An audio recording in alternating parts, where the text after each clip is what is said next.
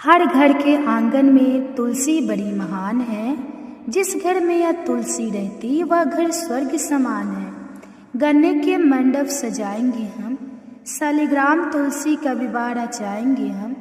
आप भी होना खुशियों में शामिल, एकादशी का पर्व मिलकर मनाएंगे हम। आप सभी को देवउठनी एकादशी की बहुत बहुत शुभकामनाएं। देवउठान एकादशी का व्रत बहुत ही महत्वपूर्ण और फलदायक माना जाता है। देवउठान एकादशी साल भर की सभी एकादशी व्रतों में सबसे प्रमुख एकादशियों में से एक है। हर साल कार्तिक मास के शुक्ल पक्ष तिथि पर देवउठान एकादशी का व्रत रखा जाता है। मान्यता है इस दिन भगवान श्री हरि विष्णु अपनी 4 महीने की योग निद्रा का त्याग कर जागृत होते हैं और इस बार साल 2025 में 2 नवंबर को देवउठान एकादशी का व्रत रखा जाएगा। एकादशी का व्रत बिना कथा का पाठ किए अधूरा माना जाता है और इस दिन कथा का पूरी श्रद्धा से पाठ या श्रवण करने पर व्रत के पूर्ण फल की प्राप्ति होती है। तो आज की इस वीडियो में आप सभी सुनेंगे एकादशी व्रत की प्रमुख कथाएं, साथ ही आप सुनेंगे देवउठाने का एक प्रमुख प्रचलित गीत भी और सबसे अंत में एकादशी माता की आरती भी आप सुनेंगे। आज की इस वीडियो को पूरा देखने के बाद अगर अच्छी लगे तो वीडियो को लाइक भी जरूर कीजिएगा। एक बार एक राजा था, उसके राज्य में प्रजा हर प्रकार से सुखी थी। वह राजा भगवान विष्णु का परम भक्त था और नियम पूर्वक एकादशी का व्रत रखा करता था। एकादशी के दिन उस राजा के राज्य में कोई भी अन्न ग्रहण नहीं करता था। यहाँ तक कि कोई भी उस दिन ना तो अन्न खरीदता और ना ही कोई बेचता था, सभी फलाहार करते थे। एक बार भगवान ने राजा की परीक्षा लेनी चाहिए, तब भगवान श्री हरि एक सुंदर रूप धारण करके सड़क किनारे बैठ गए। तभी राजा उधर से निकला और सुंदरी को देखकर चकित रह गया। फिर राजा ने उससे पूछा, हे सुंदरी, तुम हो कौन और इस तरह यहाँ क्यों बैठे? तब सुंदरी स्त्री बने भगवान बोले, राजन, मैं बेसहारा हूँ। इस नगर में कोई मेरा जाना पहचाना नहीं है, मैं किससे सहायता मांगूं? राजा तो इसके रूप पर मोहित हो गया। कहने लगा, तुम मेरे साथ मेरे महल में चलकर मेरी रानी बनकर रहो। सुंदरी बोली, मैं आपकी हर बात मानूंगी, पर आपको राज्य का अधिकार मुझे सौंपना होगा। आपके राज्य पर पूरा अधिकार केवल मेरा होगा और हे राजन, मैं जो भी बनाऊंगी वही तुम्हें खाना होगा। राजा तो उसके रूप पर मोहित था, इसलिए उसने उसकी सभी शर्तें स्वीकार कर ली। अगले दिन एकादशी का पवित्र दिन आया। अब तो रानी ने सभी को आदेश दिया कि बाजार में अन्य दिनों की तरह अन्न बेचा जाए। उसने घर में मांस मछली आदि पकवाई तथा पड़ोस का राजा से खाने के लिए कहा। यह देखा राजा बोला, रानी, आज तो एकादशी है, मैं तो केवल फलाहार ही करूँगा।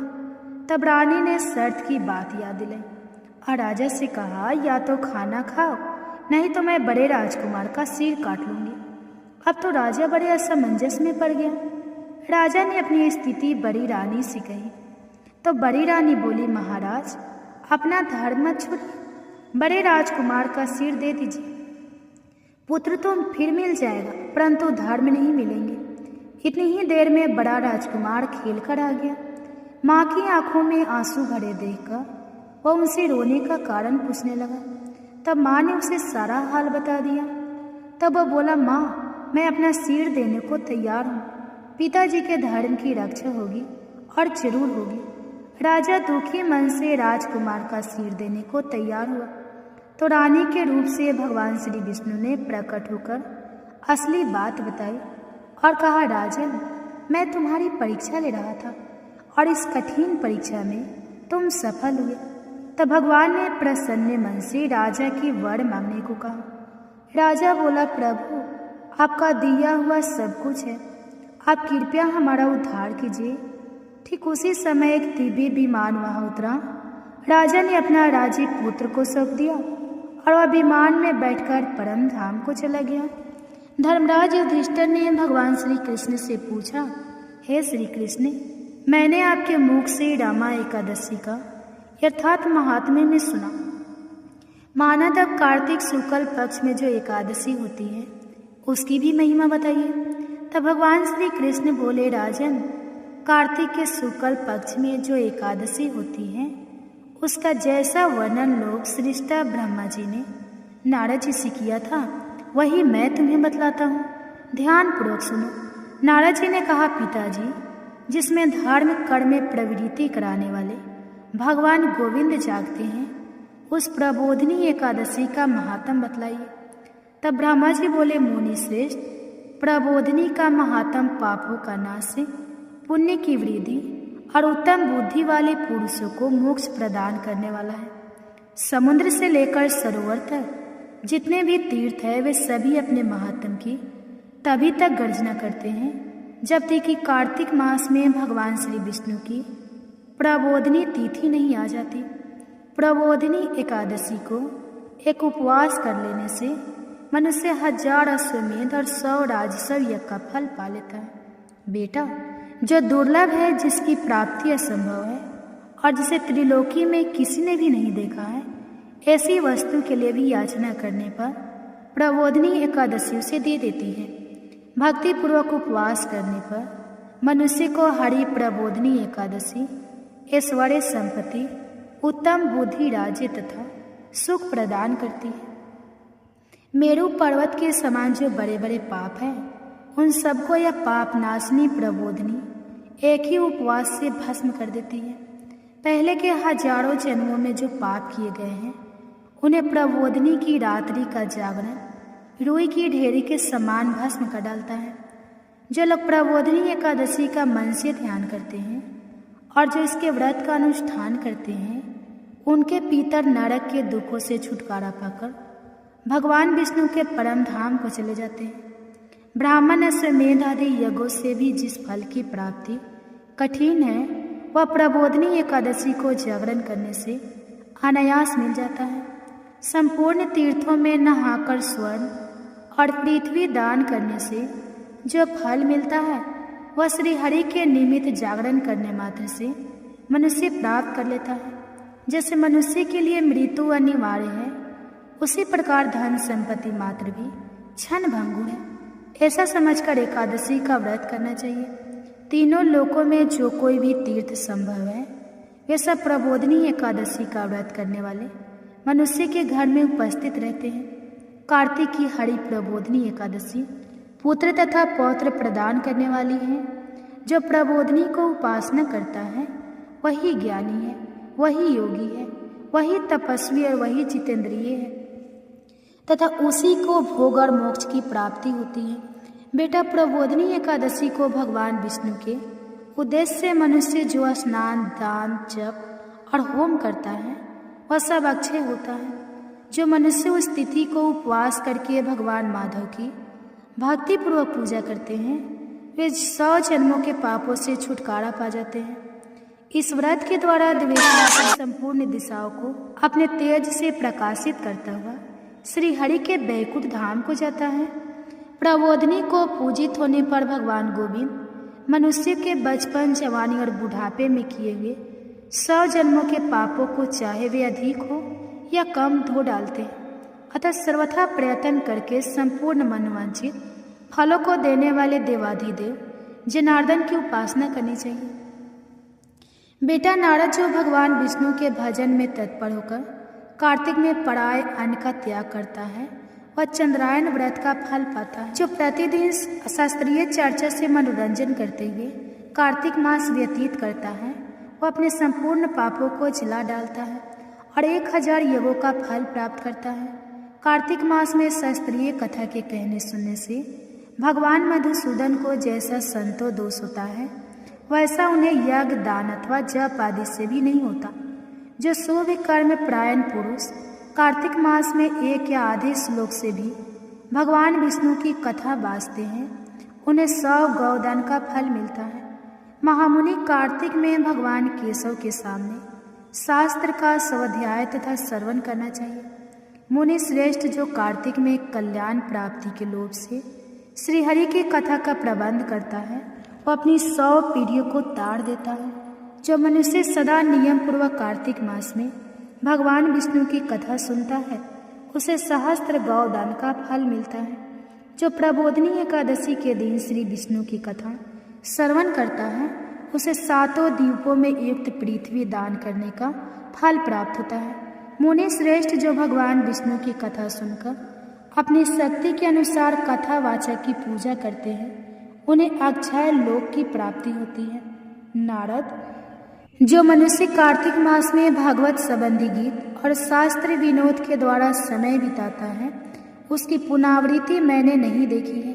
मुनि जो पुण्यात्मा पुरुष भगवान के समक्ष गान नृत्य वाद और श्री विष्णु की कथा करता है वह तीनों लोकों के ऊपर विराजमान होता है। मुनि श्रेष्ठ कार्तिक की प्रबोधिनी एकादशी के दिन बहुत से फल फूल कपूर अर्गजा और कुमकुम के द्वारा श्री हरि की पूजा करनी चाहिए। एकादशी आने पर धन की कंजूसी नहीं करनी चाहिए क्योंकि उस दिन दान आदि करने से असंख्य पुण्य की प्राप्ति होती है। प्रबोधिनी को जागरण के समय शंख में जल लेकर फल तथा नाना प्रकार के द्रव्य के साथ श्री जनार्दन को अर्घ्य देना चाहिए। संपूर्ण तीर्थों में स्नान करने और सब प्रकार के दान देने से जो फल मिलता है वही प्रबोधिनी एकादशी को अर्घ्य देने से करोड़ गुना होकर प्राप्त होता है। देवर्षि अर्घ्य देने के पश्चात भोजन आच्छादन और दक्षिणा आदि के द्वारा भगवान विष्णु की प्रसन्नता के लिए गुरु की भी पूजा करनी चाहिए। जो मनुष्य उस दिन श्रीमद् भागवत की कथा सुनता अथवा पुराण का पाठ करता है उसे एक एक अक्षर पर कपिला दान का फल मिलता है। मुनि श्रेष्ठ कार्तिक में जो मनुष्य अपनी शक्ति के अनुसार शास्त्रोक्त रीति से वैष्णव व्रत अर्थात एकादशी का पालन करता है उसकी मुक्ति अविचल है। केतकी के एक पत्ते से पूजित होने पर भगवान गरुड़ ध्वज 1000 वर्ष तक अत्यंत तृप्त रहते हैं। 13 वर्षों जो अगस्त के फूलों से भगवान जनार्दन की पूजा करता है उसके दर्शन मात्र से नरक की अग्नि बुझ जाती है। वस्त जो कार्तिक मास में भगवान जनार्दन को तुलसी के पत्र और पुष्प अर्पण करते हैं उनका जन्म भर का किया हुआ सारा पाप भस्म हो जाता है। मुनि जो प्रतिदिन दर्शन स्पर्श ध्यान नाम कीर्तन सत्वन अर्पण सिंचन नित्य पूजन और नमस्कार के द्वारा तुलसी में 9 प्रकार की भक्ति करते हैं वे कोटि सहस्त्र युगों तक पुण्य का विस्तार करते हैं। नारद सब प्रकार के फूलों और पत्तों को चढ़ाने से जो फल मिलता है वह कार्तिक मास में केवल तुलसी के एक पत्ते से ही मिल जाता है। कार्तिक मास आया देख प्रतिदिन नियम पूर्वक तुलसी के कोमल पत्तों से महाविष्णु श्री जनार्दन का पूजन करना चाहिए। 100 यज्ञों द्वारा देवताओं का योजन करने और अनेक प्रकार के दान देने से जो पुण्य होता है वह कार्तिक में तुलसी दल मात्र से केशव की पूजा करने पर प्राप्त हो जाता है। देवउठान एकादशी के दिन भगवान विष्णु के जागने पर सबसे पहले तुलसी जी का विवाह भगवान शालिग्राम जी के साथ किया जाता है और इस शुभ अवसर पर जो भी भक्त सच्चे मन से तुलसी विवाह की इस पुण्यदायी कथा का श्रवण करता है उसके घर में कभी सुख अन्न धन वैभव की कमी नहीं रहती और उसके घर पर सदा भगवान विष्णु के साथ ही माँ लक्ष्मी जी का स्थायी वास भी बना रहता है। अब सुनिए तुलसी विवाह की कथा। एक बार भगवान शिव ने अपने तेज को समुद्र में फेंक दिया था। उससे एक महा तेजस्वी बालक का जन्म हुआ और यही बालक आगे चलकर जलंधर के नाम से पराक्रमी दैत्य राजा बना जिसकी राजधानी का नाम जलंधर नगरी था। दैत्य राज काल नेमी की कन्या वृंदा का विवाह जलंधर से हुआ। जलंधर महाराज था अपनी सत्ता के मध्य में और अपनी शक्ति के मध्य में चोर उसने माता लक्ष्मी जी को पाने की कामना से युद्ध किया परंतु समुद्र से ही उत्पन्न होने के कारण माता लक्ष्मी ने उसे अपने भाई के रूप में स्वीकार कर लिया। वहां से परिजात होकर वह देवी पार्वती को पाने की इच्छा से कैलाश पर्वत पर गया। भगवान देवाधिदेव शिव का ही रूप धरकर माता पार्वती के समीप हो गया परंतु माता ने अपने योग्य बल से उसे तुरंत ही पहचान लिया और वहां से वह अंतर ध्यान हो गए। देवी पार्वती ने क्रोध होकर सारा वृत्तांत भगवान विष्णु को सुनाया। जलंधर की पत्नी वृंदा अत्यंत पतिव्रता स्त्री थी। उसी के पतिव्रत धर्म की शक्ति से जलंधर ना तो मारा जाता और ही परिजात होता था। इसलिए जलंधर का नाश करने के लिए वृंदा के पतिव्रत धर्म को भंग करना बहुत जरूरी था। इसी कारण भगवान विष्णु एक ऋषि का वेश धारण करके वन में जा पहुँचे, जहाँ पर वृंदा अकेली भ्रमण कर रही थी।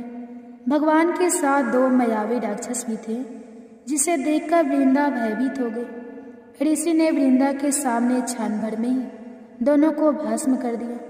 उनकी शक्ति देखकर वृंदा ने कैलाश पर्वत पर महादेव के साथ युद्ध कर रहे अपने पति जलंधर के बारे में पूछा। तब ऋषि ने अपनी माया से 2 वानर वहां प्रकट किए। एक वानर के हाथ में जलंधर का सिर था और दूसरे के हाथ में धड़। अपने पति की यह दशा देखकर वृंदा मूर्छित होकर गिर पड़ी। होश में आने पर उन्होंने ऋषि रूपी भगवान से विनती की कि उसके पति को जीवित कर दे। तब भगवान ने अपनी माया से फिर से जलंधर का सिर धड़ से जोड़ दिया, परंतु स्वयं भी वह उसी शरीर में प्रवेश कर गए। वृंदा को इस छल का जरा भी आभास नहीं हुआ। जलंधर बने भगवान के साथ वृंदा पतिव्रता का व्यवहार करने लगी, जिससे उसका सतीत्व भंग हो गया। ऐसा होते ही वृंदा का पति, जो महादेव से युद्ध कर रहा था, जलंधर युद्ध में हार गया और उसका वध कर दिया गया। इसी सारी लीला का जब वृंदा को पता चला तो उन्होंने क्रोधित होकर भगवान विष्णु को शीला होने का श्राप दे डाला और स्वयं भी सती हो गई। जहाँ पर वृंदा भस्म हुई वहाँ तुलसी जी का पौधा उगा। भगवान विष्णु ने वृंदा से कहा, हे वृंदा, तुम अपने सतीत्व के कारण मुझे लक्ष्मी जी से भी अधिक प्रिय हो गई हो। अब तुम तुलसी के रूप में सदा मेरे साथ रहोगी। जो भी मनुष्य मेरे शालिग्राम रूप के साथ तुलसी जी का विवाह करेगा, उसे इस लोक और परलोक में विपुल यश की प्राप्ति होगी। जिस जिस घर में तुलसी जी का होती है, वहाँ यम के दूत भी इस समय नहीं जा सकते। गंगा जी और नर्मदा नदी के जल में स्नान और तुलसी जी का पूजन एक बराबर माना जाता है। चाहे मनुष्य जितना भी पापी क्यों न हो, मृत्यु के समय जिसके प्राण मंजरी रहे तुलसी और गंगा जल मुख में रखकर निकल जाते हैं, वह पापों से मुक्त होकर बैकुंठ धाम को प्राप्त हो जाता है। प्रेम से बोलिए तुलसी माता की जय, विष्णु भगवान की जय। अब सुनिए देवउठान एकादशी के दिन भगवान विष्णु को नींद से उठो देव, बैठो देव, हाथ पाँव फटकारो देव, अंगुलियां चटकाओ देव, सिंगारे का भोग लगाओ देव, गन्ने का भोग लगाओ देव, सब चीज़ों का भोग लगाओ देव। उठो देव, बैठो देव, उठो देव, बैठो देव। देव उठेंगे कार्तिक मास, नई टोकरी नई कपास।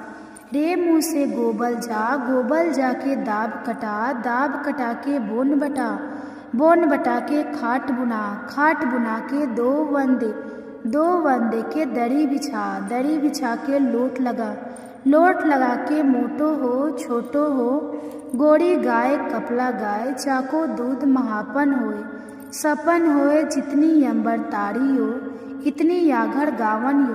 जितने जंगल सीख लगाई, इतनी याघर बहू आई, जितने जंगल हीसा रोड़े, जितने जंगल झाऊ झून, इतने याघर जन्मों पूत। ओले कोले धरे चपे, ओले कोले धरे अनार, ओले कोले धरे मजीरा। उठो देव, बैठो देव।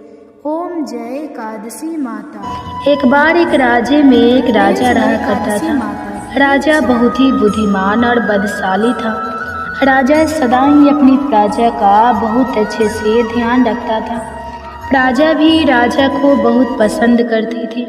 राजा की 2 बेटियां थीं। राजा अपनी दोनों बेटियों से बहुत प्रेम करता था। राजा की छोटी बेटी देखने में बहुत सुंदर और आकर्षित थी और राजा की बड़ी बेटी छोटी बेटी के मुकाबले थोड़ी कम सुंदर थी। राजा की छोटी बेटी माता की पूजा किया करती थी और सभी लोग राजा की छोटी बेटी से बहुत प्रेम करते थे और बहुत प्रशंसा किया करते थे। राजा भी अपनी छोटी बेटी को बड़ी बेटी से अधिक प्रेम करता था, जिसके कारण राजा की बड़ी बेटी को अपनी छोटी बहन से बहुत नफरत होने लगी थी। राजा की दोनों बेटियां जब बड़ी हो गई, तब एक पड़ोस के राज्य में रहने वाले राजकुमार राजा की बड़ी बेटी के लिए रिश्ता लेकर आया।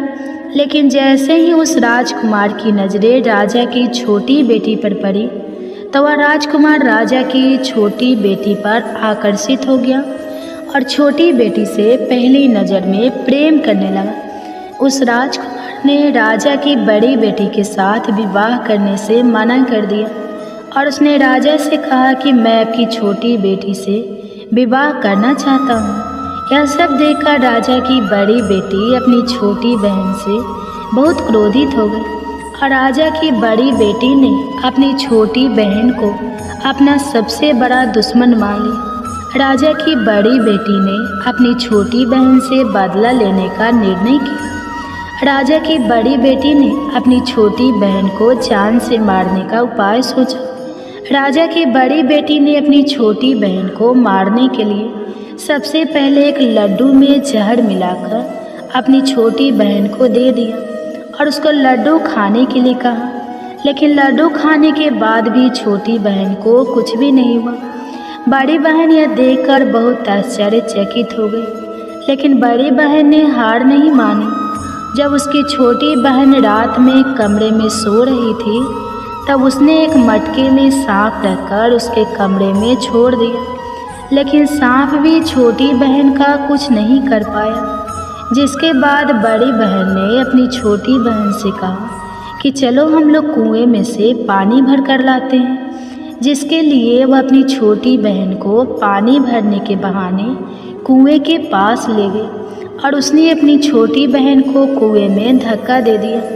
लेकिन छोटी बहन को तब भी कुछ नहीं हुआ, क्योंकि हर बार ग्यारस माता उसकी रक्षा कर रही थी और उधर बड़ी बहन अपने सारे प्रयास के बाद भी असफल हो रही थी, जिससे वह बहुत क्रोधित हो गई और फिर उसने अपनी छोटी बहन के पास जाकर उसे प्रश्न किया कि मेरी छोटी बहन, क्या तुमको पता है कि भगवान ने सबको मृत्यु एक निश्चित समय पर लिखी हुई है और कैसे तुम्हारी या मेरी मृत्यु होगी, क्या यह तुम जानते हो?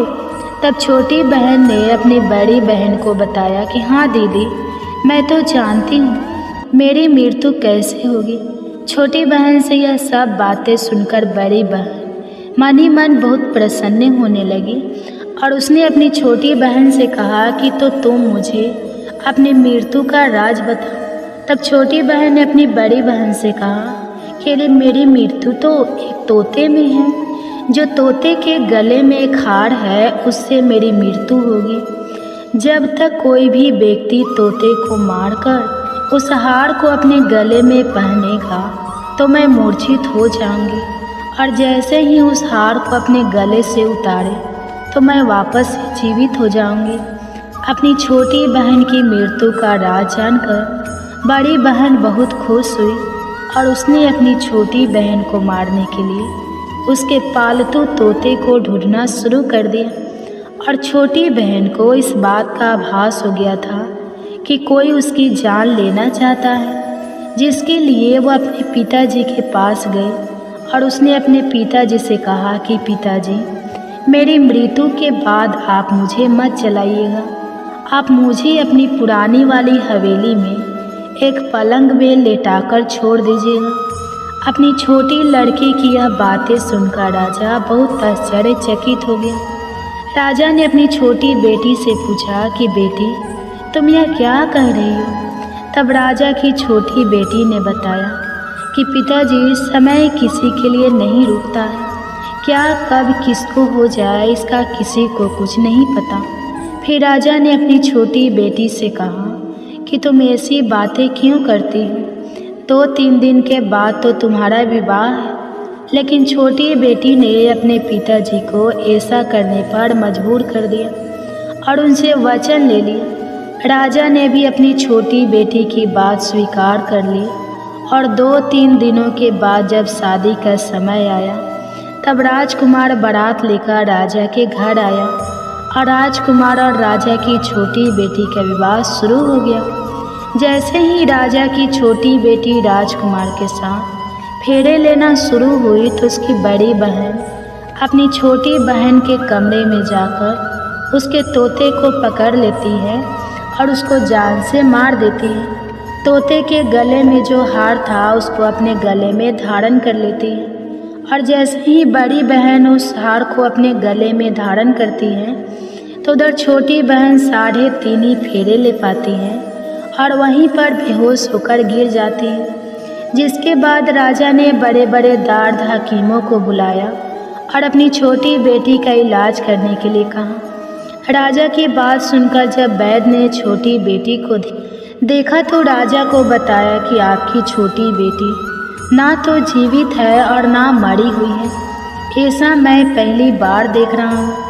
राजा ने वैद्य और हाकिम को यह बात बाहर बताने से मना कर दिया और उनको कहा कि अगर तुमने यह बात किसी को बाहर बताई तो हम तुमको फांसी दे देंगे। अपनी छोटी बेटी को पुराने महल में जाकर एक पलंग में लेटा दिया और वहाँ पर कुछ सैनिकों को तैनात कर दिया। इसके बाद राजा वापस अपने महल पर आ गया। राजा की बड़ी बेटी अपने पिताजी के पास आई और कहने लगी कि पिताजी, अगर यह शादी संपन्न नहीं हुई तो आपकी इज्जत का क्या होगा? आप कहे तो मैं आपकी इज्जत बचाने के लिए राजकुमार से शादी करने के लिए तैयार हूँ।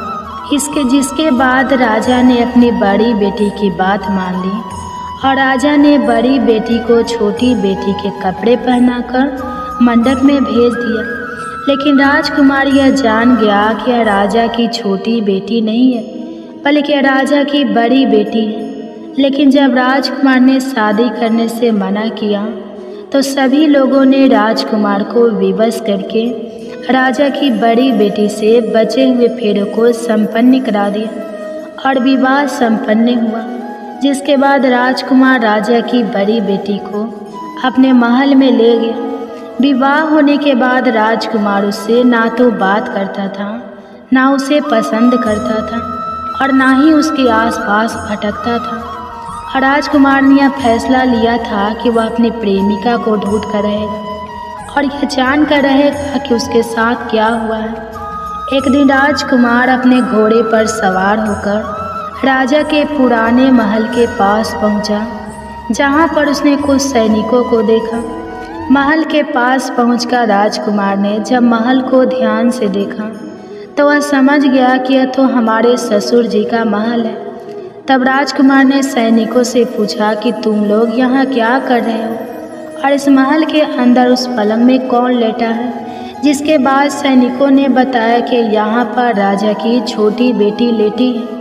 यह सुनकर राजकुमार बहुत प्रसन्न हो गया और वह तुरंत अपनी प्रेमिका के पास पहुँच गया और उसकी सेवा करने लगा। जैसे ही रात हुई तो राजा की छोटी बेटी उठकर खड़ी हो गई। राजकुमार यह देखकर बहुत खुश हो गया और उसने अपनी प्रेमिका से पूछा कि तुम यहाँ क्या कर रही हो?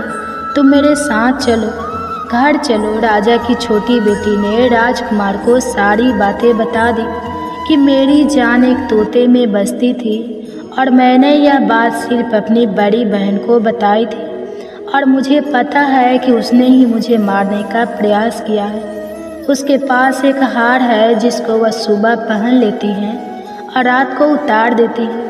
जब तक वह हार को पहन कर रखती है तब तक मैं मूर्छित रहती हूँ और जैसे ही वह हार को उतार देती है तो मैं जीवित हो जाती हूँ और जब तक मेरी बड़ी बहन के पास वह हार रहेगा तब तक मैं ऐसे ही जीवित और मूर्छित होती रहूँगी। अगर मेरी बड़ी बहन के पास जो हार है वह मेरे हाथ लग जाए तो मैं हमेशा के लिए जीवित हो जाऊँगी। राजकुमार यह सब बातें सुनकर राजा की छोटी बेटी के पास रहने का निर्णय लेता है और उसने अपने बचे हुए सारे फेरे उस पलंग में लेटी हुई राजकुमार की छोटी बेटी के साथ ले लिए और अपना विवाह पूर्ण कर लिया और वहीं पर वह रहने लगा। देखते ही देखते कुछ समय में राजा की छोटी बेटी और राजकुमार की पत्नी गर्भवती हो गई। एक दिन राजकुमार को किसी काम से बाहर जाना पड़ा। तब छोटी बहन के पेट में बहुत तेज से दर्द होने लगा, जिसके बाद उसने माता का आवाहन किया। जिसके बाद वह माता प्रकट हुई और उन्होंने अपने भक्तों के दर्द को दूर किया और एक पुत्र की प्राप्ति करवाई। और वहीं पर अचानक से राजकुमार भी आ गया। राजकुमार ने ग्यारस माता को देखा तो वह आश्चर्यचकित हो गया और उसने तुरंत ग्यारस माता को प्रणाम किया।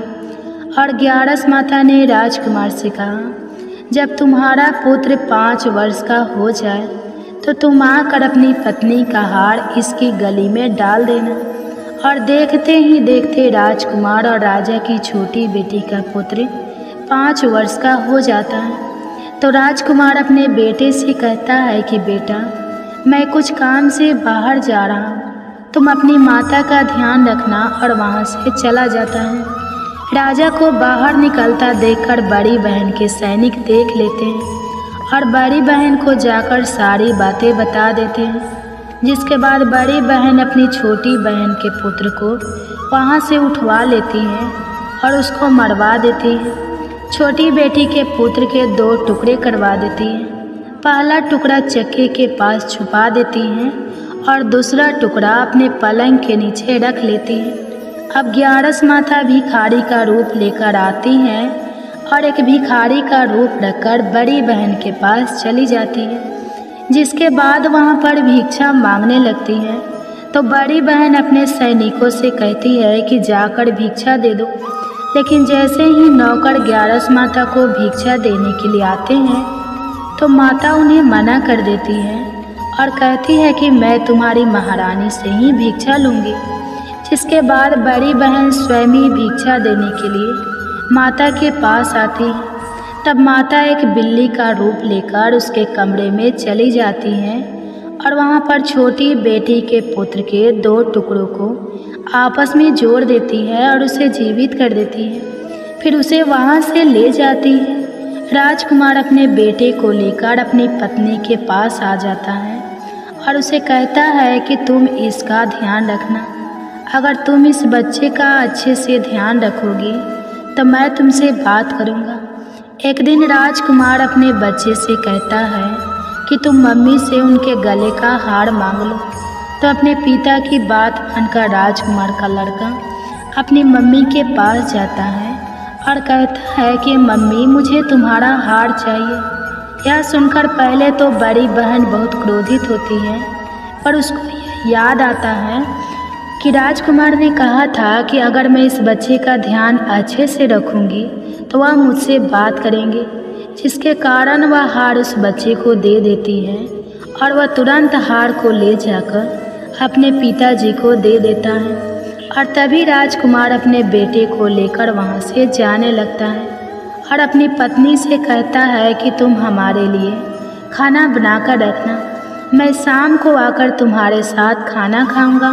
और वह अपने बेटे को लेकर वहाँ से चला जाता है, जिसके बाद वह राजा के पास जाता है और उनको सारी बातें बता देता है। राजा अपनी बड़ी बेटी की यह करतूत सुनकर बहुत क्रोधित होते हैं और अपनी परवरिश पर ही दोष देने लगते हैं। राजकुमार को अपनी छोटी बेटी के साथ रहने के लिए आदेश दे देते हैं। इस प्रकार 11 माता की कृपा से राजकुमार और राजा की छोटी बेटी सुखपूर्वक रहने लगी।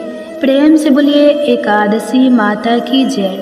प्रेम से बोलिए माता लक्ष्मी और भगवान विष्णु की जय, माता पार्वती और भगवान शंकर की जय। कथा के बाद अब आप आरती श्रवण कीजिए। ओम जय एकादशी माता, मैया जय एकादशी माता, विष्णु पूजा व्रत को धारण कर, विष्णु पूजा व्रत को धारण कर, शक्ति मुक्ति पाता। ओम जय एकादशी माता, तेरे नाम गिना देवी भक्ति प्रदाने करनी, मैया भक्ति प्रदाने करनी, गण गौरव की देनी, गण गौरव की देनी, माता शास्त्र में वर्णी, माता शास्त्र में वर्णी। ओम जय एकादशी माता, मार्गशीर्ष की कृष्ण पक्ष की उत्पन्न विश्वरणी, जनमी मैया उत्पन्न विश्व तारे जनमी, शुक्ल पक्ष में हुई मोक्षदा, शुक्ल पक्ष में हुई मोक्षदा, मुक्ति दाता बन आई। ओम जय एकादशी माता, पौष की कृष्ण पक्ष की सफला नामक है, सफला नामक है, शुक्ल पक्ष में होए पुत्रदा आनंद अधिक रहे। ओम जय एकादशी माता नाम सटितिला माघ मास में कृष्ण पक्ष आवे मैया कृष्ण पक्ष आवे। शुक्ल पक्ष में जया कहावे शुक्ल पक्ष जया कहावे विजय सदा पावे। ओम जय एकादशी माता विजया फागुन कृष्ण पक्ष में शुक्ला आमल की मैया शुक्ला मल की मैया पापे मोचनी कृष्ण पक्ष में चैत्र महाबली की। ओम जय एकादशी माता चैत शुक्ल में नामे कमदा धन देने वाली मैया धन देने वाली मैया। नाम बरुथिनी कृष्ण पक्ष में नाम बरुथिनी कृष्ण पक्ष में बैसाखी माह वाली। ओम जय एकादशी माता शुक्ल पक्ष में हुई मोहिनी अभिषय कृष्ण पक्ष नाम निर्जला सब सुख करने नाम निर्जला सब सुख करने शुक्ल पक्ष रखी। ओम जय एकादशी माता योगिनी नाम आषाढ़ में जानो कृष्ण पक्ष करनी देवसैनी नाम कहाओ शुक्ल पक्ष धरनी। ओम जय एकादशी माता कामिका श्रावण मास में आवे कृष्ण पक्ष कहिए श्रावण शुक्ला होए पवित्र आनंद से रहिए। ओम जय एकादशी माता आजा भाद्रपद कृष्ण पक्ष की परिवर्तन शुक्ला इंद्र आश्विनी कृष्ण पक्ष में इंद्र आश्विनी कृष्ण पक्ष में भवसागर निकला। ओम जय एकादशी माता पापे कुंसा शुक्ल पक्ष में आपे हरण हारी रामा माँ कार्तिक में आवे सुखदायक भारी। ओम जय एकादशी माता देवोत्थिनी शुक्ल पक्ष की दुख ना सके मैया दुख ना सके मैया पावन मास में करू विनती पावन मास में करू विनती पार करो नैया। ओम जय एकादशी माता परमा कृष्ण पक्ष में होती जन मंगल करनी मैया जन मंगल करनी मैया। शुक्ल मास में होए पगिनी शुक्ल मास में होए पगिनी दुख दरिद्र। ओम जय एकादशी माता जो कोई आरती एकादशी की भक्ति सहित गावे मैया भक्ति सहित गावे। जन गुरु देता स्वर्ग का वासा जन गुरु देता स्वर्ग का वासा निश्चय वह पावे। ओम जय एकादशी माता ओम जय एकादशी माता ओम जय एकादशी माता। प्रेम से बोलिए एकादशी माता की जय। प्रेम से बोलिए लक्ष्मी नारायण भगवान जी की जय। आशा करती हूँ आप सभी का पुत्रदा एकादशी का व्रत सफल हो और भगवान श्री लक्ष्मी नारायण जी की कृपा आप और आपके पूरे परिवार पर सदा बनी रहे।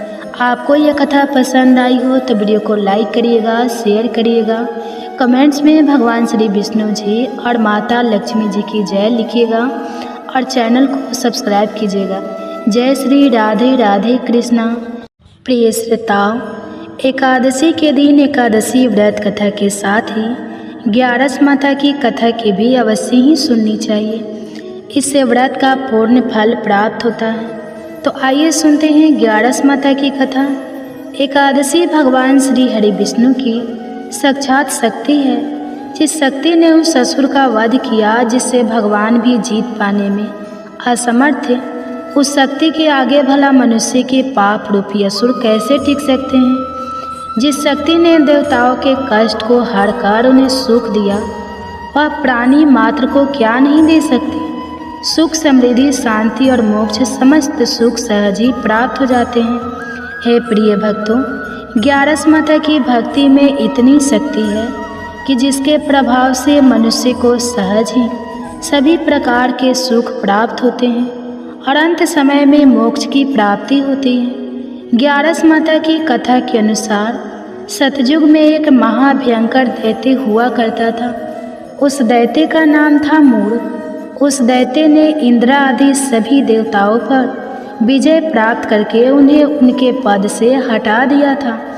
तब इंद्र आदि देवताओं ने भगवान शंकर से प्रार्थना की कि हे भोलेनाथ, हम सभी देवता मूढ़ दैत्य के अत्याचारों से दुखी होकर मृत्यु लोक में अपना जीवन व्यतीत कर रहे हैं। राक्षस के भय से हम बहुत दुख और कष्ट भोग रहे हैं। मैं स्वयं बहुत दुखी और भयभीत हूँ।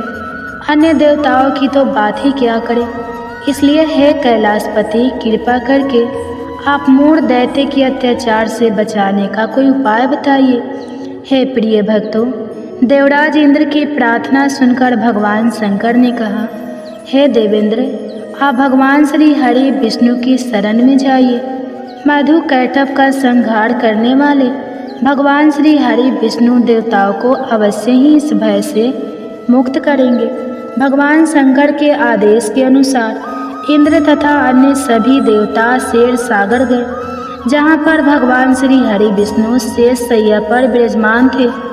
इंद्र सहित सभी देवताओं ने भगवान श्री हरि विष्णु को देखा और उनके सामने उपस्थित होकर उनकी स्तुति करने लगे। देवता कहने लगे, हे तीनों लोकों के स्वामी, आप स्तुति करने योग्य हैं। हम सभी देवताओं का आपको कोटि कोटि प्रणाम है। हे दैत्यों के सहारा, हम आपकी शरण में हैं, आप हमारी रक्षा करें। हे त्रिलोकपति, हम सभी देवता दैत्यों के अत्याचार से भयभीत होकर आपकी शरण में आए हैं। इस समय दैत्यों ने हमें स्वर्ग से निकाल दिया है और हम सभी देवता बड़ी ही दयनीय स्थिति में मृत्यु लोक में घूम रहे हैं। अब आप ही हमारे रक्षक हैं, हमारी रक्षा करें। हे जगन्नाथ, आप हमारी रक्षा करें। देवताओं की करुण पुकार सुनकर भगवान श्री हरि विष्णु बोले, हे देवगो, कौन सा दैत्य है जिसने देवताओं को जीत लिया है? आप सभी देवक किसके भय से पृथ्वी लोक में भटक रहे हैं? क्या वह दैत्य इतना बलवान है जिसने इंद्र सहित सभी देवताओं को जीत लिया है? तुम निर्भय होकर मुझे सब हाल बताओ। भगवान श्री हरि विष्णु के स्नेहमय वचनों को सुनकर देवेंद्र ने कहा, हे प्रभु, प्राचीन काल में ब्रह्मा वंश में उत्पन्न हुआ नारी जंगम नाम का एक असुर था, जिसका मूढ़ नामक एक पुत्र है जो चंद्रवर्ती नामक नगरी में निवास करता है, जिसने अपने बल के मृत्यु लोक और देवलोक को जीत लिया है और सभी देवताओं को देवलोक से निकालकर अपने दैत्य कुल के असुरों को इंद्र, अग्नि, यम, वरुण और चंद्रमा आदि सभी को लोकपाल बना दिया है। वह स्वयं सूर्य बनकर पृथ्वी को तापता है और स्वयं मेघ बनकर जल की वर्षा करता है। इसलिए आप इस बलशाली भयानक असुर का संहार करके देवताओं की रक्षा करें। देवेंद्र के मुख से ऐसे वचन सुनकर भगवान श्री हरि विष्णु बोले, हे देवताओं, मैं आपके शत्रु का शीघ्र ही संहार करूँगा। आप सभी इसी समय मेरे साथ चंद्रवर्ती नगरी चलिए। देवताओं की पुकार पर भगवान श्री हरि विष्णु तुरंत ही उनके साथ चल पड़े और उधर दैत्यराज मूढ़ ने अपने तेज से जान लिया था कि भगवान श्री हरि विष्णु युद्ध की इच्छा से उसकी राजधानी में आ रहे हैं। इसलिए अपने राक्षस योद्धाओं के साथ वह भी युद्ध भूमि में आकर गरजने लगा और देखते ही देखते युद्ध प्रारंभ हो गया। युद्ध शुरू होने पर अनगिनत असुर अपने अस्त्र शस्त्रों के धारण करके देवताओं से युद्ध करने लगे, लेकिन देवता तो पहले से ही डरे हुए थे। वह अधिक देर तक राक्षसों का सामना ना कर सके और भाग खड़े हुए। तब भगवान श्री हरि विष्णु स्वयं युद्ध भूमि में आ गए। दैत्य पहले से भी ज़्यादा जोश में भरकर भगवान श्री हरि विष्णु से युद्ध करने लगा। वे अपने अस्त्र शस्त्रों से उन पर भयानक प्रहार करने लगा। दैत्यों के आक्रमण वारों को श्री हरि विष्णु अपने चक्र और गदा के प्रहारों से नष्ट करने लगे। इस युद्ध में अनेक दैत्य सदा के लिए मृत्यु की गोद में समा गए, किंतु दैत्यराज मूढ़ भगवान विष्णु के साथ निश्चल भाव से युद्ध करता रहा। उसका तो जैसे अभी बाल था, बाका नहीं हुआ था। वह बिना डरे युद्ध कर रहा था। भगवान विष्णु मूर्ख को मारने के लिए जिन जिन शास्त्रों का प्रयोग करते, वे सब उसके तेज से नष्ट होकर उस पर पुष्पों के समान गिरने लगते। अनेक अस्त्र शस्त्रों का प्रयोग करने पर भी भगवान श्री हरि विष्णु उससे जीत ना सके। तब वे आपस में मिल युद्ध करने लगे। भगवान श्री हरि विष्णु ससुर से देवताओं के लिए सहस्त्र वर्षों तक युद्ध करते रहे, किंतु ससुर से जीत ना सके। अंत में भगवान विष्णु शांत होकर विश्राम करने की इच्छा से बद्रिका आश्रम स्थित 38 कोस लंबे एक द्वार वाली हेमवती नाम की एक गुफा में प्रवेश कर गए। उस गुफा में भगवान ने शयन किया। भगवान विष्णु के पीछे वह दैत्य भी चला गया। भगवान श्री हरि विष्णु को सोता हुआ देखकर वह दैत्य उन्हें मारने को तैयार हुआ। वह सोच रहा था कि आज तो मैं अपने चीर शत्रु को मारकर हमेशा हमेशा के लिए निशक्तंठ हो जाऊंगा, लेकिन उसकी यह इच्छा पूर्ण ना हो सकी, क्योंकि उसी समय भगवान श्री हरि विष्णु की देह से एक दिव्य वस्त्र धारण किए हुए एक अत्यंत मोहिनी देवी उत्पन्न और राक्षस को ललकार कर उससे युद्ध करने लगी। उस देवी को देखकर राक्षस को घोर आश्चर्य हुआ और वह सोचने लगा कि यह ऐसी दिव्य कन्या कहाँ से उत्पन्न हुई, और फिर वह असुर उस कन्या से लगातार युद्ध करता रहा। कुछ समय बीतने पर उस देवी ने क्रोध में आकर उस दैत्य के अस्त्र शस्त्रों के टुकड़े टुकड़े कर दिए। अब तो उस दैत्य को बड़ा ही क्रोध आया और वह सारी मर्यादाएं भंग करके उस देवी के मल्ल युद्ध करने लगा। उस तेजस्वी कन्या ने उसको धक्का मारकर मूर्छित कर दिया और उसकी मूर्छा टूटने से पूर्व ही उसका सिर काटकर धड़ से अलग कर दिया, और सिर कटते ही वह असुर पृथ्वी पर गिरकर मृत्यु को प्राप्त हुआ और बाकी बचे हुए असुर अपने राजा का ऐसा दुखद अंत देखकर भयभीत होकर पाताल लोक में भाग गए। भगवान श्री हरि विष्णु जब निद्रा से जागे तो उस असुर को मरा हुआ देखकर उन्हें घोर आश्चर्य हुआ और वे सोचने लगे कि इस महाबली को किसने मारा है। तब वह तेजस्वी कन्या श्री हरि से हाथ जोड़कर बोली, हे जगदीश्वर, यह असुर आपको मारने को तत्पर था, तब मैंने आपके शरीर से उत्पन्न होकर इस असुर का वध किया है। देवी की बात सुनकर भगवान श्री हरि विष्णु बोले कि तुमने इस असुर को मारा है, इसलिए हे देवी मैं तुमसे अत्यंत प्रसन्न हूँ। इसे मारकर तुमने तीनों लोकों को देवताओं के कष्ट को हरा है, इसलिए तुम अपनी इच्छा अनुसार वरदान मांग लो, मैं तुम्हारी प्रत्येक इच्छा को पूर्ण करूँगा। भगवान की बात सुनकर वह देवी बोली कि हे प्रभु, मुझे यह वरदान दीजिए कि जो भी मनुष्य या देव मेरा व्रत करे उसके सभी पाप नष्ट हो जाए और अंत में उसे स्वर्ग लोक की प्राप्ति हो। मेरे व्रत का आधा फल रात्रि को मिले और उसका आधा फल एक समय भोजन करने वाले को मिले। जो श्रद्धालु भक्ति पूर्वक मेरे व्रत को करे वह निश्चय ही वैकुंठ लोक को प्राप्त करे। जो मनुष्य मेरे व्रत में दिन तथा रात्रि को एक बार भोजन करे वह धन धान्य से भरपूर रहे। कृपा करके मुझे ऐसा वरदान दीजिए। भगवान श्री हरि विष्णु ने कहा, हे देवी, ऐसा ही होगा। मेरे और तुम्हारे भक्त एक ही होंगे और अंत में संसार में प्रसिद्धि को प्राप्त होकर मेरे लोक को प्राप्त करेंगे। हे कल्याणी, तुम एकादशी को पैदा हुई हो, इसलिए तुम्हारा नाम भी एकादशी हुआ तथा जो मनुष्य इस दिन व्रत करेंगे उनके समस्त पापों समूल नष्ट हो जाएंगे।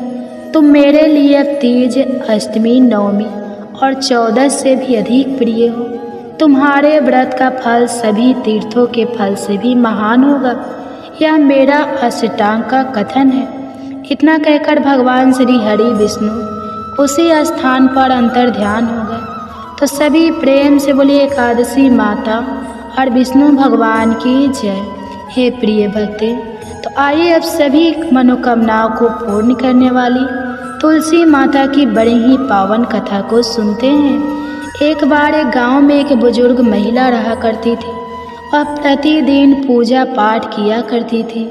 वह रोज तुलसी माँ की पूजा करती थी और वह बुजुर्ग महिला रोज तुलसी माता से कहती, हे तुलसी माँ, तुम मुझे बहू दे, पीताम्बर की धोती दे, मीठा मीठा घास दे, बैकुंठ में वास दे, चटक की चाल दे, पटक की मौत दे, चंदन का काठ दे, रानी का काज दे, दाल भात का भोजन दे, ग्यारस की मौत दे और कृष्ण जी का कंधा दे। वह बुजुर्ग महिला हर महीने महीने में तुलसी माता की रोज पूजा करती थी और उनके बिरले को रोज सींचती थी। तुलसी माता बुजुर्ग महिला की बात सुनकर धीरे धीरे सूखने लगी। तभी भगवान श्री कृष्ण जी ने देखा कि तुलसी माता सूख रही है और तभी एक दिन भगवान श्री कृष्ण तुलसी माता जी के पास प्रकट हुए और भगवान श्री कृष्ण जी ने तुलसी माता से पूछा, तुम क्यों सूख रही हो? सभी महिलाएं तुम्हारी पूजा करती है और तुमको रोज सींचती हैं, लेकिन फिर भी तुम सूखती जा रही हो, इसका कारण क्या है? जिसके बाद तुलसी माता ने भगवान श्री कृष्ण जी से कहा कि हे प्रभु, एक बुजुर्ग महिला मेरे पास रोज आती है और रोज एक ही बात बोलती है कि हे तुलसी माता, सबकी दाता, मैं तेरा बिरला सींचती हूँ, तो मुझे बहू दे, पीताम्बर की धोती दे, मीठा मीठा घास दे, बैकुंठ में वास दे, चटक की चाल दे, पटक की मौत दे, चंदन का काठ दे, रानी सर राज दे, दाल भात का भोजन दे, ग्यारस की मौत दे और कृष्ण जी का कंधा दे। मैं उस बुजुर्ग महिला की सारी मनोकामनाएं पूरी कर सकती हूँ, लेकिन उसकी एक मनोकामना पूरी नहीं कर सकती। मैं कृष्ण जी का कंधा कहाँ से दूंगी? भगवान श्री कृष्ण जी तुलसी माता की यह बात सुनकर जोर जोर से हंसने लगे और फिर भगवान श्री कृष्ण जी ने तुलसी माता जी से कहा कि तुम चिंता मत करो, जब वह बुजुर्ग महिला की मृत्यु होगी तब मौके पर मैं और आप ही कंधा दे देंगे। आप सुबह जब वह पूजा करने आए तब कह देना कि सब कुछ तुम्हें मिल जाएगा। कुछ दिनों बाद वह वृद्ध महिला ठोकर खाकर रास्ते में गिरकर मर गई। पूरे गांव के सभी लोग आए और उस महिला को सभी लोग धर्मात्मा मानते थे। उसको तुलसी जी की डकुरी कहते थे। उसके परिवार में कोई भी नहीं था, इसलिए गांव वालों ने ही उसके अंतिम संस्कार करने की योजना बनाई और उसे नहलाकर जब बैकुंठी पर बैठाने के लिए उसे उठाने लगे तो उसका मृत शरीर इतना भारी हो गया था कि उसे कोई उठा नहीं पाया। यह सब देखकर वहाँ के सभी लोग तरह तरह की बातें करने लगे और कहने लगे कि यह इतना पूजा पाठ करती थी, हर समय माला फेरती थी, इसलिए यह इतनी भारी हो गई है। वही पूरे गांव में चर्चा होने लगी कि डोकरी माई कोई भक्ति नहीं करती थी या छल कपट करती थी। हम जिसे धर्मात्मा समझते थे वह पापी है जो कि किसी से भी नहीं उठ पा रही है। यह इसके कर्मों की सजा है। इधर भगवान ने सोचा कि मेरे भक्तों की निंदा हो रही है, इसलिए भगवान ने बूढ़े ब्राह्मण का वेश धारण करके वहाँ पर आए और वहाँ पर जितने भी लोग इकट्ठे हुए थे उनसे पूछने लगे कि यहाँ पर इतनी भीड़ क्यों लगी है, जिससे लोग कहने लगे कि यह डोकरी माई मर गई है और पाप इतना था कि इससे यह उठ ही नहीं पा रही है। सब उठाकर थक गए। तब ब्राह्मण जी ने कहा कि मुझे एक बार डोकरी के कानों में कहने दो, फिर वह देखो कैसे उठती है। तो सभी लोगों ने कहा कि आप भी प्रयास करके देख लीजिए। तब भगवान ने उस वृद्ध महिला के कानों में कहा कि हे डोकरी माई, देखो मैं आ गया। और जो भी बुढ़िया माई पूजा करते समय शब्द कहती थी वह शब्द उसके कानों में कहने लगे, तू बिरला सींच मेरा, मैं करूँ निस्तार तेरा। डोकरी माई बहू ले, बेटी ले, पोता ले, लड्डू ले, पीताम्बर की धोती ले, गहना ले, घी का घड़ा ले, मीठा मीठा खीर खीर और पूड़ी ले, दाल भात का भोजन ले, धन दौलत ले, बेटा पोता को काम ले, तुलसी का पत्ता ले, मुंह में गंगा जल ले, 11 माता को दीन ले, श्री कृष्ण जी का कंधा ले। इतना सुनते ही डोकरी हल्की हो गई। भगवान ने बोला आओ और उसको उठाओ। भगवान ने हाथ लगाया और डोकरी उठ गई। सबको बड़ा ही आश्चर्य हुआ। उसे खूब धूमधाम से ले जाया गया। भगवान उसे अपने कंधे पर ले गए। पूरे गांव में इसकी चर्चा होने लगी, जिससे उसको मुक्ति मिल गई और वह बैकुंठ में चली गई। सभी लोग देखते रह गए। सभी लोगों ने देखा कि शमशान घाट तक तो ब्राह्मण साथी आया था, लेकिन अब वह दिखाई नहीं दे रहा है। इससे लोगों को समझ में आ गया कि वह और कोई नहीं, स्वयं भगवान ही बूढ़े ब्राह्मण के रूप में आए थे। तो बोलिए श्री राधा कृष्ण भगवान की जय। बोलिए श्री तुलसी शालिग्राम जी की